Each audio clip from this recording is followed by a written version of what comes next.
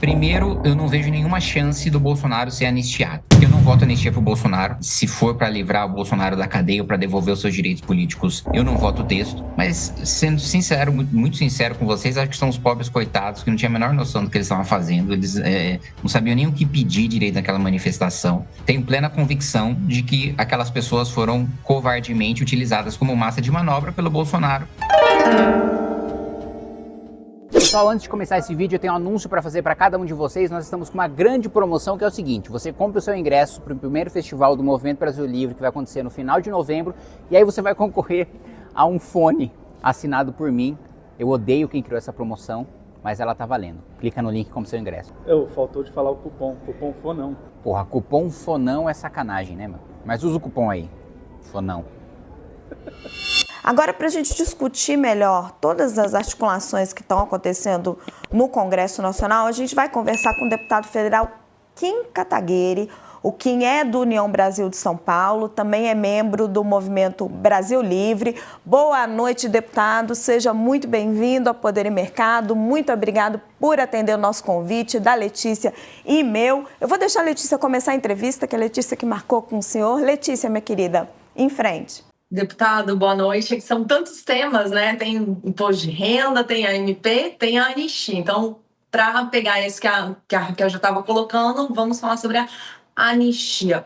Como que o senhor vê essa perspectiva de anistia, de redução da dosimetria das penas dos condenados pelo 8 de janeiro? Existe alguma chance desse tema de fato avançar na casa, na Câmara, apesar de estarmos o ano inteiro falando sobre ele? Boa noite, Letícia, Raquel, obrigado pelo convite. Antes, vou fazer um disclaimer aqui, vai falar o Kim analista, né? Aí depois, se vocês quiserem o Kim político se posicionando sobre o mérito, aí vocês fazem as perguntas, mas minha visão em relação a esse tema de maneira geral. Primeiro, eu não vejo nenhuma chance do Bolsonaro ser anistiado. E isso o Paulinho da Força já tem deixado muito claro. O deputado Paulinho da Força é um deputado notoriamente próximo de vários ministros do Supremo Tribunal Federal, que não tem interesse que Bolsonaro seja anistiado. O presidente Davi Alcolumbre foi eleito presidente do Senado, inclusive com o voto dos senadores do PL, dizendo que não pautaria a anistia abertamente. Para a eleição do presidente Hugo Motta, não houve nenhum acordo que os bolsonaristas tivessem feito para que ele pautasse em plenário. E eu não vejo nenhuma disposição do Hugo Motta de enfrentar o Supremo Tribunal Federal, mesmo porque em temas mais leves, por assim dizer, que poderiam colocar freio a alguns abusos do Supremo, como é o caso da PEC das decisões monocráticas, que o Senado teve a coragem de enfrentar, mas o presidente Hugo Motta não teve coragem de pautar. Se nesses temas mais leves do que a anistia ele não teve a coragem de fazer frente ao Supremo, na anistia muito menos. E nessa negociação toda de PEC da blindagem, é verdade que os bolsonaristas foram feitos de tontos pelo Centrão, né? O Centrão utilizou os bolsonaristas como ponta de lança, né, para aprovar a PEC da blindagem, que não tinha nenhum interesse de freio em relação a abuso do Supremo, mas na realidade de proteger parlamentares que têm várias investigações de escândalos de corrupção correndo nesse momento. Inclusive, vários deputados bolsonaristas falam nos bastidores que eram contra o texto, que o texto é ruim, mas que eles estavam sendo chantageados para votar a anistia, né? Mas mesmo nessa intenção de votar a anistia, eles poderiam ter feito uma coisa que, assim, é muito básica, né, para quem conhece a lógica da Câmara dos Deputados e um processo de votação de PEC. Eles poderiam ter negociado para votar o primeiro turno da PEC da blindagem, e aí só votariam o segundo turno depois do Centrão votar a anistia, do presidente Hugo Motta pautar a anistia, e aí depois de aprovada a anistia, eles votariam o segundo turno. Mas eles entregaram tudo à vista. E aí depois não tiveram nenhum instrumento de negociação para cobrar a votação da anistia. E no final das contas, o Hugo Motta formaliza esse passa-moleque nomeando o Paulinho da Força, que é um deputado que claramente não anistiaria o Bolsonaro. Mas vamos superar todas essas dificuldades, né? Vamos supor que seja só rapidinho para fechar, que fosse aprovado, que fosse pautado no Senado e aprovado no Senado. Ainda assim, o Supremo já colocou que declararia a inconstitucionalidade da anistia. Então, assim, eu não vejo chance disso, da anistia pro Bolsonaro sair. Kim, o Paulinho começou essa discussão toda muito animado, se reunindo com um monte de gente, dando um monte de entrevista, Na minha conversa com ele hoje, eu senti ele ressabiado. Ele querendo pedir o aval de todo mundo, de todos os líderes do Centrão, mostrar o texto para todo mundo. Ele está sendo abandonado pelo Centrão? O Centrão está querendo fugir desse assunto? O Centrão nunca teve grandes interesses nesse assunto, né? Mas eu acho que o Paulinho, ele subdimensionou o tamanho do problema. Primeiro, por todas essas dificuldades políticas que eu já coloquei. Mas depois, ainda tem uma dificuldade técnica, né? Ele tem falado sobre dosimetria. Não existe anistia parcial, juridicamente falando. Anistia é um perdão coletivo em relação a crimes, não em relação a pessoas especificamente. Todo mundo que cometeu aqueles crimes em determinado período de tempo está coletivamente perdoado, né? Diferente da graça, por exemplo, que o presidente da República perdoa uma pessoa, ou do indulto, que você tem um abatimento de pena para um grupo para determinadas pessoas que cometeram tal crime, independentemente em qual tempo eles foram cometidos. Anistia é basicamente você perdoar crimes de determinadas pessoas em determinado período de tempo. Portanto, não existe anistia parcial, né? Não tem como eu dizer, olha, eu vou abater um pedaço da pena dessas pessoas e o resto elas vão cumprir. Para mexer na dosimetria, ele vai ter que mudar a pena base do tipo penal. Ou seja, ele vai ter que, até a lei do Estado Democrático de Direito, mudar a pena para a abolição violenta do Estado Democrático de Direito, para a tentativa de golpe de Estado, e permanentemente, mesmo pós-julgamento, né, do 8 de janeiro, essa lei valeria com essa pena diminuída daqui para frente. O que também é uma coisa bastante complicada, né? Não seria especificamente para essas pessoas. Essas pessoas pediriam uma revisão criminal para o Supremo, dizendo que, como a lei hoje seria, né, partindo da premissa de que esse projeto vai ser aprovado, com a dosimetria, como a pena diminuiu, a lei penal retroage para favorecer os réus e aí eles teriam as suas penas revistas. Então, assim, é uma complicação muito grande que eu sinceramente não vejo o Paulinho da Força como um sujeito que analisou isso antes de topar essa aventura. Eu acho que, em parte, ele quis atender o Hugo, quis atender os líderes, quis ser um mediador com o Supremo, com o qual ele tem boa relação, mas ele não entendeu o tamanho do problema para a opinião pública, para dentro do parlamento, tecnicamente, e em relação a como ele se equilibra entre os líderes e o Supremo. Letícia. Deputado, bom, então o senhor falou que ia falar com uma analista, que depois poderia entrar no mérito. Tem alguma diferença entre uma posição e outra? Ou já sentimos aí o mérito que o senhor é contra esse projeto? Na realidade, eu coloquei aqui todas as questões assim, de viabilidade política ou de viabilidade técnica, mas eu, pessoalmente, sempre fui muito claro em dizer que eu não voto anistia para o Bolsonaro, né? Se for para livrar o Bolsonaro da cadeia ou para devolver os seus direitos políticos, eu não voto o texto, mas eu tenho plena convicção de que aquelas pessoas foram covardemente utilizadas como massa de manobra pelo Bolsonaro, que incitou as pessoas a irem para a porta dos quartéis, incitou as pessoas a fazerem a manifestação do dia 8 de janeiro, mas, sendo sincero, muito sincero com vocês, acho que são os pobres coitados que não tinham a menor noção do que eles estavam fazendo, eles não sabiam nem o que pedir direito naquela manifestação.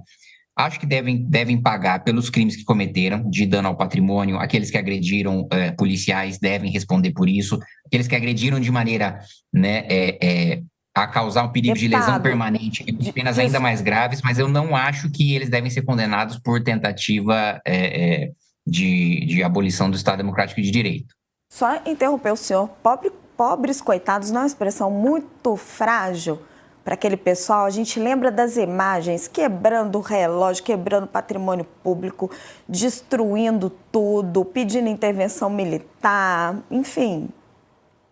Quando eu digo pobre coitado, é no sentido intelectual, é no sentido de pessoas manipuláveis que foram usadas pelo Bolsonaro, mas que não tinham a menor noção da magnitude política daquilo que elas estavam fazendo. Agora, devem responder pelos seus crimes, como eu coloquei, dentro da penalidade da lei, né? Acho que como eu coloquei, quem causou lesão permanente para os policiais deve responder por lesão corporal grave. A destruição do relógio de Dom João VI me causou um incômodo pessoal ali, porque eu acho uma coisa muito triste um relógio que sobreviveu a 2 guerras mundiais, a Revolução de 32, a alguns golpes, né, desde o Estado Novo até a 64, 85, ser destruído enfim, por vândalos ali, arruaceiros, mas eu sinceramente acho que a condenação por tentativa de golpe deve ficar com o Bolsonaro, com o seu núcleo duro, e não com aquelas pessoas que foram usadas no Rio de Janeiro. Deputado, falando um pouquinho do Hugo Mota, a gente vai até falar agora no programa sobre a questão da reforma administrativa. Ele que vinha muito enfraquecido, sofreu todo aquele motim, está fazendo um esforço enorme para virar a pauta do Congresso, né? Aprovou o IR ali com a ajuda do Arthur Lira, que, né, tem toda essa força política, passou o trator, aprovou por unanimidade o imposto de renda, e aí agora vai tentar engatar uma reforma administrativa, passou o projeto de segurança pública, ele quer mudar de assunto. Como é que você está vendo o posicionamento do Hugo Mota? Ele vai conseguir mudar essa agenda, vai ganhar um pouco mais de tração política, de força política? Eu acho que mudar a agenda é uma coisa mais fácil de se fazer. Outra coisa é ele retomar comando, é ele retomar autoridade, e isso eu acho muito difícil. Toda a confusão com a ocupação no plenário, mesmo uma confusão técnica que nós tivemos na votação do imposto de renda, bom, a Letícia estava lá, ela acompanhou, não sei se a Raquel chegou a ver que teve que ser cancelada a votação por causa de um problema da mesa, nunca vi isso acontecer antes, ainda mais um projeto dessa magnitude.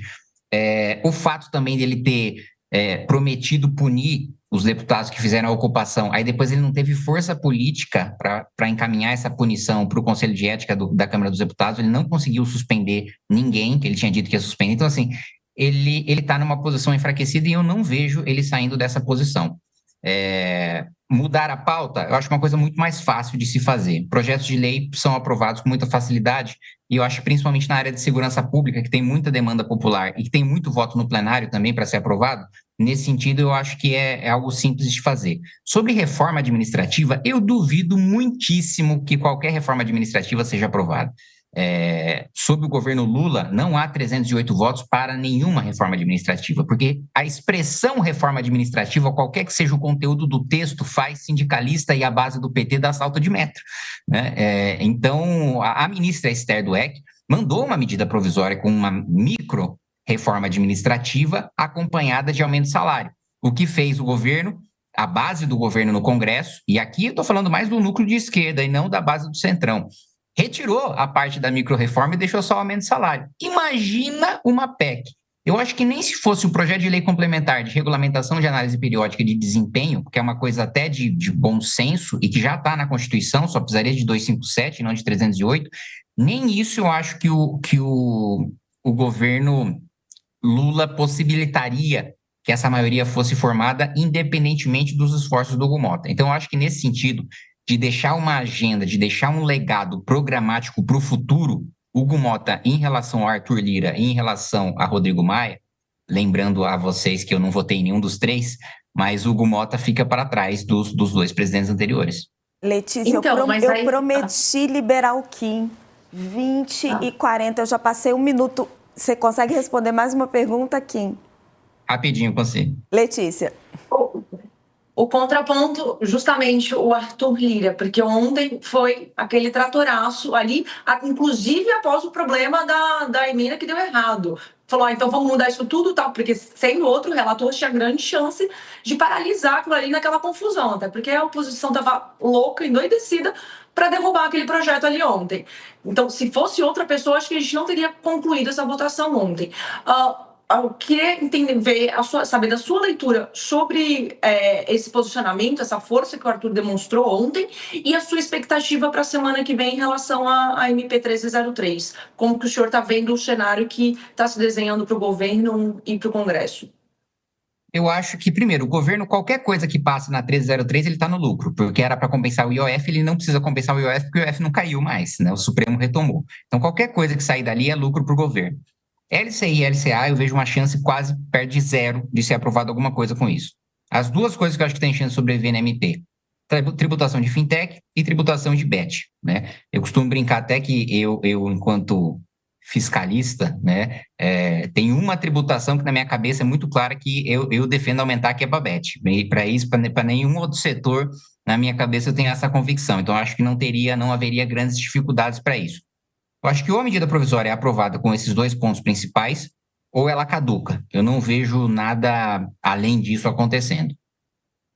O Zaratini já falou que vai zerar a LCI. Letícia, eu preciso liberar o Kim, senão ele vai brigar com a gente.